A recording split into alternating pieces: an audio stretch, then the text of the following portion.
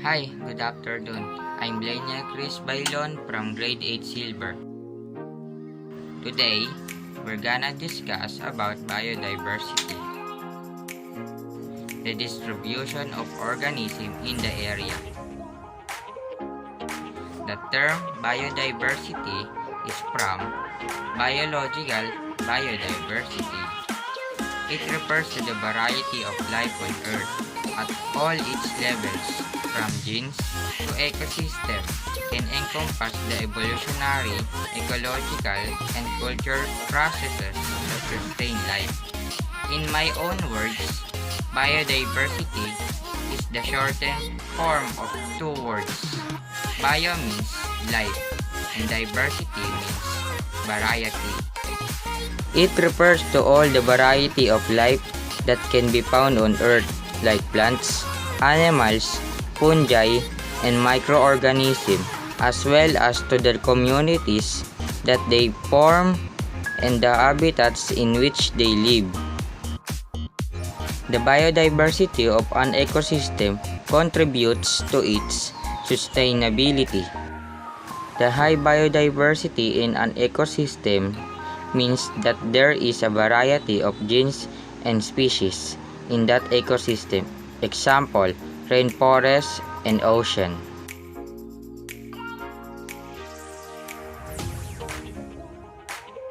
The lower biodiversity means lesser sustainability. Example, desert and North Pole. The three types of biodiversity are genetic, species, and ecosystem diversity. The example of biodiversity.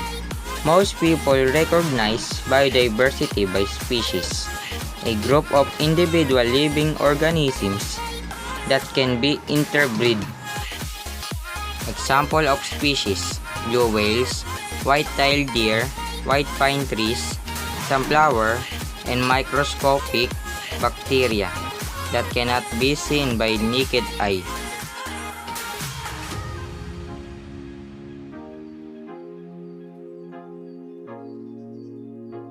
The flow of energy is the most important factor that controls what kind of organism live in the ecosystem.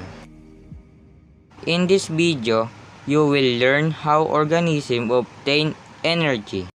This includes how consumers make possible the flow of energy through ecosystem, through food chain and food web. Biodiversity, why it is important. Ecological life support. Biodiversity provides function and ecosystem that supply oxygen, clean air and water, pollination of plants, pest control, wastewater treatment, and many services.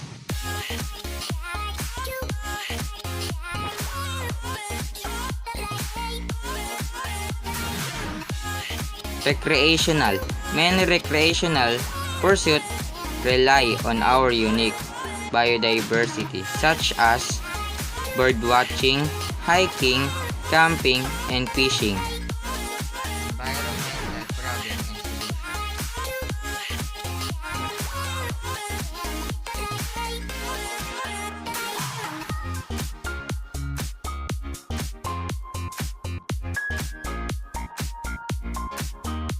The 9 major environmental problems are pollution,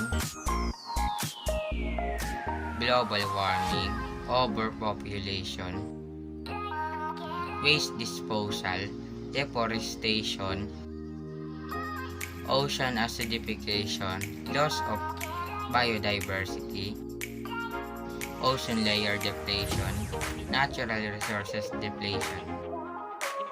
Solutions to the problems: global warming, improvements to energy efficiency and vehicle fuel economy, increases in wind and solar power, biofuels from organic waste, setting a price on carbon, protecting forests are all potent ways to reduce the amount of carbon dioxide and other gases trapping heat on the planet. and other solutions into the problems.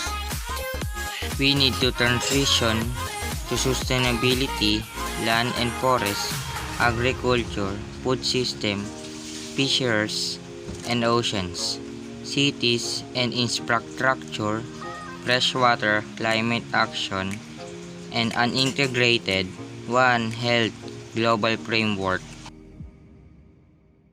There are more specific steps laid out within each area. For instance, cities need to create more green spaces. Consider the impact on biodiversity when building new roads or infrastructure and promote local food production. Technology on environment. Environmental technology is also known as green or clean technology and refers to the development of new technologies which aim to conserve, monitor, or reduce the negative impact of technology on the environmental and the consumption of resources. Technology on environment. As we live in modern age, there's a lot of things invented or some innovated, but there's a huge impacts to us and to the biodiversity like industrial revolution, building lots of factories to build many things. The problem is that the factories emit harmful toxic gases and release to the atmosphere and have a direct impact on the temperature of the planet. Air pollution is a significant factor to the global. Or for leisure like televisions, Blu-ray players, game consoles, reclining chairs or toys. All these things are examples of technology. What are some examples of environmental technology? Environmental technology usually refers to specific technologies that are used only for the purpose of solving environmental examples, carbon scrubbing filters, waste reduction technologies, water purification machines, etc. How does technology help the environment? Technology is also being aimed to help prevent food waste, working to keep food out of landfills by keeping better track of it, all levels from the farm of the table.